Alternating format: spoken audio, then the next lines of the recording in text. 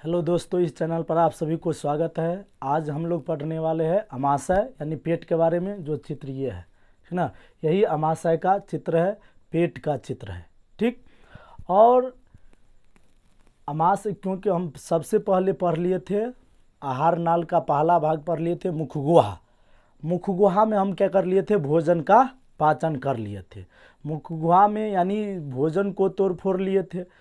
और ये मुखगुहा के बाद भोजन जो है कहाँ जाएगा, तो आहार नाल के दूसरा भाग कहाँ, ग्रास नली में। ग्रास नली क्या है, तो ग्रास नली ये मुखगुहा, ये क्या है, तो मुखगुहा, और ये क्या है, अमाशय। तो ये मुखगुहा और अमाशय को जोड़कर रखने वाली नली को ही क्या कहा जाता है, ग्रास नली। ठीक। अमाशय और मुखगुहा को जोड़कर रखने वाली नली को क्या कहा जाता है, तो ग्रास नली। ठीक। और ये ग्रास नली सिर्फ एक नली की तरह काम करता है, इसमें भोजन का पाचन नहीं होता है, इससे होकर सिर्फ भोजन जाता है। यानी मुखगुहा में क्या हुआ, भोजन का तोड़ फोड़। भोजन से हम मुखगुहा में क्या लिए, मुखगुहा जो हो गया उसमें स्वाद लिए मुखगुहा में जीभ के द्वारा, और लार ग्रंथि द्वारा जो एंजाइम निकला उसमें कीटाणु को नष्ट किया, इसके बाद उसको चिपचिपा बना दिया। क्यों, क्योंकि इस ग्रास नली से होकर जाने में क्या हो जाएगा, आसान हो जाएगा। ठीक। इसीलिए उसको क्या क्या म्यूलिन द्वारा उसे चिपचिपा बना दिया। अब क्या करता है ये ग्रास नली है, ये जो है एपिग्लॉटिस। एपिग्लॉटिस का क्या कार्य है, तो एपिग्लॉटिस का कार्य क्या है, जब हम भोजन करते हैं, भोजन को निगलते समय क्या करता है, ये श्वास नली को बंद कर देता है। नहीं, कभी कभी जब मतलब खाते समय क्या हो जाता है, एकाएक मतलब छींक आता है, जिसके कारण क्या होता है, नाक होकर चावल सब निकल जाता है, या जो चीज़ खाते रहते हैं, जैसे पानी पीते समय तो पानी निकल जाता है। कारण क्या है, जब हम पीते हैं पानी, तो ये जब ये छींक होता है या कोई चीज़ होता है, तो इसके कारण क्या होता है, ये जो होता है ढक, एपिग्लॉटिस श्वास नली यानी नाक से जो जुड़ा है, यहाँ पे जो है नाक द्वारा जुड़ा है, ठीक है, और उसको ढक नहीं पाता है, जिसके कारण क्या होता है, वह नीचे नहीं आकर यहीं से फेंक देता है, नाक होकर फेंक देता है। समझ गए। इसीलिए ये एपिग्लॉटिस का कार्य क्या है, जब हम भोजन को निगलते हैं उस समय श्वास नली को क्या कर देता है, बंद कर देता है। ठीक ना, जिससे क्या होता है,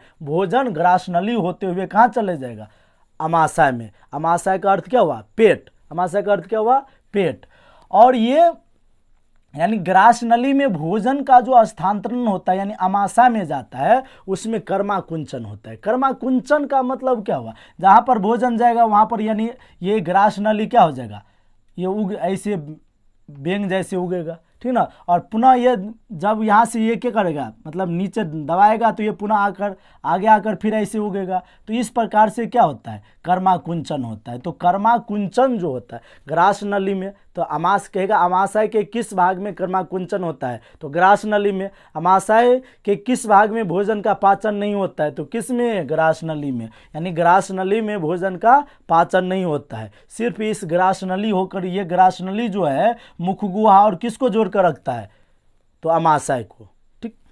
और ये जो है, तो आहार नाल का पहला भाग हम पढ़े क्या, मुखगुहा। आहार नाल का पहला भाग पढ़ लिए क्या, मुखगुहा।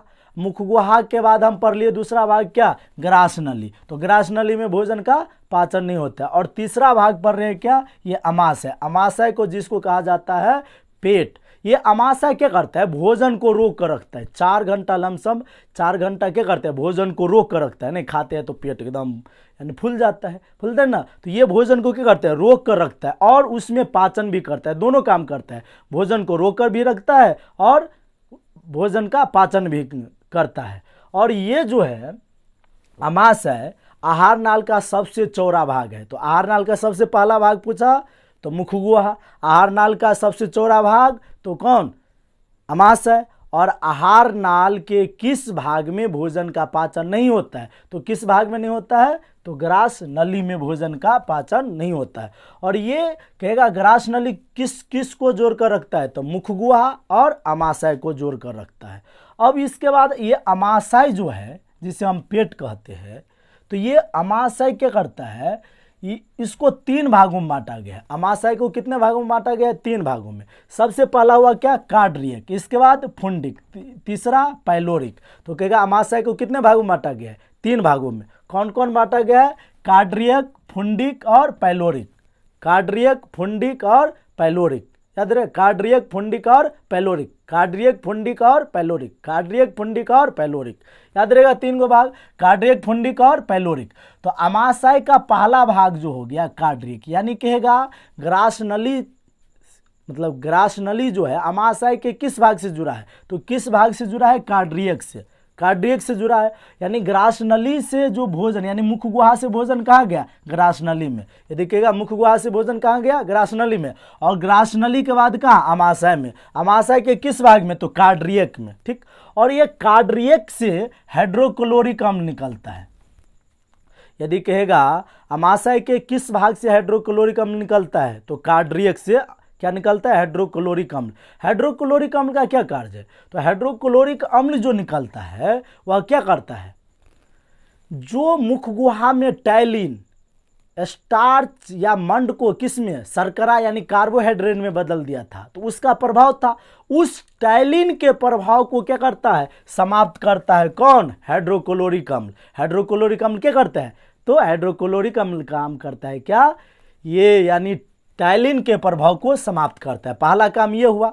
दूसरा काम क्या करता है, तो ये कीटाणुओं को जो यानी मुख गुहा द्वारा, मुंह में द्वारा जो बचा है, कौन, लाइसोजाइम द्वारा, जो मुख गुहा में कौन मारा था कीटाणुओं को, लाइसोजाइम, और लाइसोजाइम द्वारा जो कुछ कीटाणु बच गया है उसको कौन मारता है, तो हाइड्रोक्लोरिक अम्ल। ठीक ना, हाइड्रोक्लोरिक अम्ल का 2 काम पढ़ लिए। सबसे पहले क्या किया, टैलिन के प्रभाव को समाप्त किया। दूसरा काम क्या हम देखे, ये कीटाणु जो बच गया था लाइसोसोम द्वारा जो मारा गया था, उसके द्वारा जो लाइसोजाइम द्वारा जो मारा गया था, उसके पर क्या किया, उसमें से जो कुछ बच गया उस कीटाणु को क्या किया, कौन मारा, हाइड्रोक्लोरिक अम्ल मारा। ठीक, तो 2 काम हाइड्रोक्लोरिक अम्ल का हो गया। सबसे पहला काम हुआ टैलिन के प्रभाव को समाप्त किया। दूसरा काम क्या हुआ, जो कीटाणु बचा था मुख गुहा से, वो उसको क्या किया, इसमें जाकर मार दिया। ठीक, क्योंकि एक बार में मुख गुहा में कीटाणु पूर्ण रूप से नहीं मरता है, वह कहाँ पर आकर मारा, हाइड्रोक्लोरिक अम्ल मार देता है। ठीक, और ये क्या करता है, इसके बाद ये भोजन यहाँ पर क्या हो गया, अम्लीय हो गया, क्योंकि अम्ल मिला दिए, तो अम्ल मिलाएंगे तो क्या होगा, अम्लीय। यदि कोई चीज़ मीठा चीज़ मिलाएंगे तो कैसा लगेगा, मीठा। चीनी मिलाएंगे तो क्या कैसा लगेगा, तो मीठा लगेगा। यदि तो हाइड्रोक्लोरिक अम्ल का स्वाद कैसा होता है, खट्टा होता है। तो ये कैसा, मतलब ये कैसा हो जाएगा, हाइड्रोक्लोरिक अम्ल है, तो भोजन अब कैसा हो गया, अम्लीय हो गया। कार्डियक में भोजन कैसा हो गया, अम्लीय हो गया। और इसका जो क्रिया हो गया, एंजाइम की क्रियाशीलता अब बढ़ गया। अब आ गया किस भाग में, फुंडिक, दूसरा भाग में। अमाशय के किस भाग में आ गया, तो अमाशय के दूसरा भाग में। अमाशय का दूसरा भाग कौन है, फुंडिक है। ये बीच के भाग को, मध्य भाग को क्या कहा जाता है, फुंडिक। अमाशय के मध्य भाग को क्या कहा जाता है, फुंडिक। ठीक, और इसमें आता है, तो ये क्या है, रुज्जी। ये क्या है, रुज्जी, इसको कहा जाता है रुज्जी।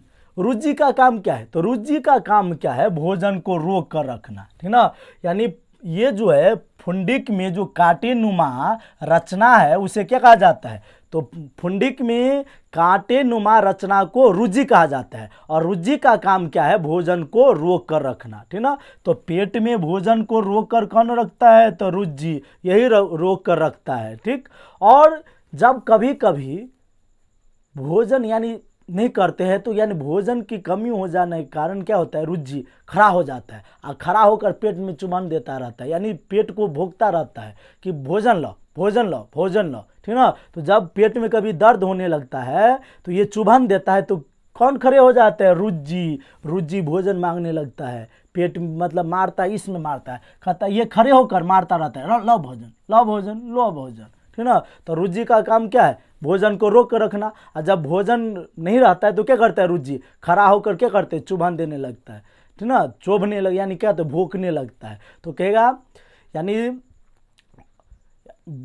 पेट में यानी चुभन क्यों होने लगता है, तो क्यों होने लगता है, तो भोजन के कमी के कारण रुज्जी क्या करता है, भोजन मांगता है, कहता है भोजन लो, भोजन लो। ठीक ना, और भोजन जब कर लेते हैं तो वह क्या होता है, यानी सब तब क्या होता है, शांत हो जाता है। ठीक, तो रुज्जी का काम समझ गए। रुज्जी तो पेट में कभी भी चुभन होगा तो नहीं समझना कि हमें दर्द हो रहा है, क्यों दर्द हो रहा है, भूखे, यानी रुज्जी क्या कर रहा है, भोजन मांग रहा है, भोजन देने के लिए। जब भोजन मिल जाता है तो शांत हो जाता है, समझ गए। तो ये रुज्जी का काम है क्या, भोजन को रोक कर रखना, और जब भोजन नहीं मिलता है तो उसको संकेत देना, भोंकना, ठीक ना, लाओ भोजन, भोजन लाओ, समझ गया।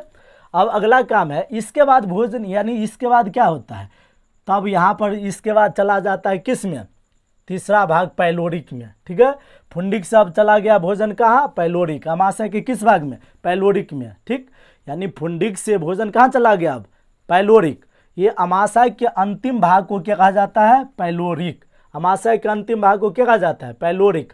और उसमें होता है जठर ग्रंथि, क्या होता है, जठर ग्रंथि, और जठर ग्रंथि से जठर रस का स्राव होता है।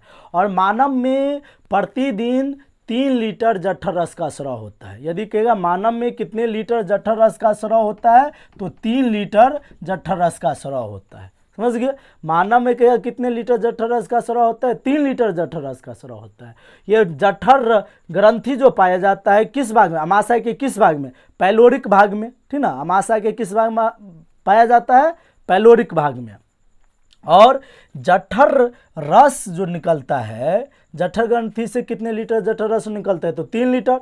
और जठर रस जो निकलता है वह यानी क्या होता है, उसमें यानी जठर रस से 2 एंजाइम निकलता है। जठर रस से कितने एंजाइम निकलते हैं, 2। एक निकलता है रेनिन और दूसरा पेप्सिन।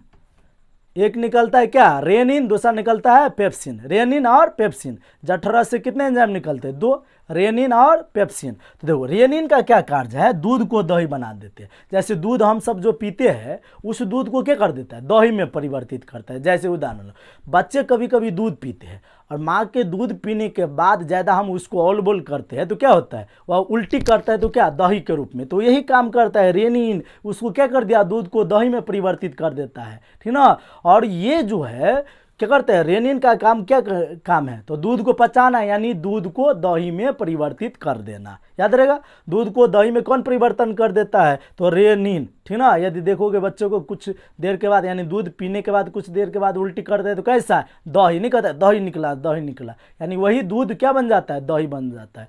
जैसे कभी बाबा जब खाना खाते हैं तो ज़्यादा क्या खाता है, दही। क्यों, क्योंकि ये उसका जो जठर रस का मतलब जो क्रिया होता है, काम जो होता है, उसको मतलब नहीं करना पड़ा, आसान करना हो जाएगा। इसीलिए बाबा सब कभी भी मांगते हैं, क्या मांगता है, दही। जो दही मांगता है, जिससे क्या होता है, उसमें क्यों दूध पिएगा तो उसको मशीन को काम उसको दही में परिवर्तित करना पड़ेगा। इससे अच्छा हमें डायरेक्ट उसको परिवर्तित क्यों करना पड़ेगा, डायरेक्ट हम दही खा लेते हैं, ठीक ना। इसीलिए बाबा सब ज़्यादा क्या खाता है, दही खाता है, ठीक ना। तो दही, दूध से दही कौन परिवर्तन करता है, तो रेनिन। और पेप्सिन का कार्य क्या है, पेप्सिन का कार्य है प्रोटीन को पेप्टोन में बदल देना, यानी प्रोटीन को पचाने का कार्य, ठीक ना। यानी पेप्सिन का कहेगा, पेप्सिन का कार्य क्या है, प्रोटीन को पचाना। और यदि जठर ग्रंथि, इसमें जठर ग्रंथि यदि काम नहीं करता है तो जिसके कारण हमें गैस बनने लगता है, नहीं, कभी कभी गैस बनता है, गैस निकालते रहते हैं, ये ढेकार गैस निकलता रहता है। क्यों, जठर ग्रंथि काम करना बंद कर देता है, जिसके कारण हाइड्रोक्लोरिक अम्ल की मात्रा बढ़ जाता है। और हाइड्रोक्लोरिक अम्ल की मात्रा बढ़ जाने के कारण क्या होता है, पेट में गैस्ट्रिक होने लगता है, गैस बनने लगता है, और ढेकार द्वारा हम क्या करते हैं, निकालते रहते हैं। तो समझिए अमाशय में इस सब का कार्य है। और कहता है जब भोजन करते हैं तो भोजन करते समय हमें पानी नहीं पीना चाहिए। क्यों, क्योंकि पानी जब हम पिएंगे तो इस भोजन को क्या कर देगा, पूरा पैन छुटछुट, जिसे हम कहते हैं पैन छुटछुट बना देगा, जिसके कारण क्या होगा, ये अरकबे नहीं करेगा, डायरेक्ट निकल जाएगा, ठीक ना। इसीलिए यानी पूर्ण पाचन नहीं होगा वहां पर, यानी पेट में पाचन नहीं होगा, समझ गए। इसीलिए कहा जाता है जब भोजन करते हैं तो भोजन करते समय पानी नहीं पीना चाहिए, आधा 1 घंटा के बाद पानी पीना चाहिए, नहीं तो भोजन कैसा हो जाएगा, पन छुछूर, ठीक ना। और जब हम भोजन करते समय पानी नहीं पीते हैं तो ये जो होता है भोजन अब बन जाता है कैसे, तो गाढ़े, यानी सॉरी इसको क्या कहते हैं, लय की तरह, कैसा बन जाता है, लय की तरह बन जाता है, ठीक। इसीलिए कहता है भोजन करते समय पानी कभी पीना नहीं चाहिए, आधा 1 घंटा के बाद पानी पीना चाहिए। अब नहीं कि अब गारा लगा है हम आप पीवे नहीं करेंगे, ऐसे नहीं तो बैठ जाएगा वहीं पर, अब बैठ जाएगा तो यहीं से हम ऊपर नीचे घसकबे नहीं करेगा, ठीक ना। इसीलिए पानी जब ज़्यादा जरूरी है तब पानी पीना चाहिए, अन्यथा नहीं पानी पीना चाहिए, ठीक ना। अब भोजन कैसा हो गया, यानी ले की तरह हो गया, ठीक ना। जब भोजन गाढ़े ले की तरह हो जाता है तो उसे कहा जाता है कैम, ठीक ना। भोजन जब गाढ़े ले की तरह हो जाता है तो उसे क्या कहा जाता है, कैम कहा जाता है, ठीक ना। अब ये भोजन जो हो गया कैम बन गया और इससे अब जाएगा छोटी आंत में। अब अगले दिन पढ़ेंगे छोटी आंत के बारे में, ठीक। अब आज की वीडियो यही तक समाप्त करते हैं, अब मिलेंगे अगले वीडियो के साथ। और आप सबको कैसे लगता है ज़रूर कमेंट करें, और जो नए आए हैं इस चैनल पर सब्सक्राइब करें और शेयर करें। जय हिंद।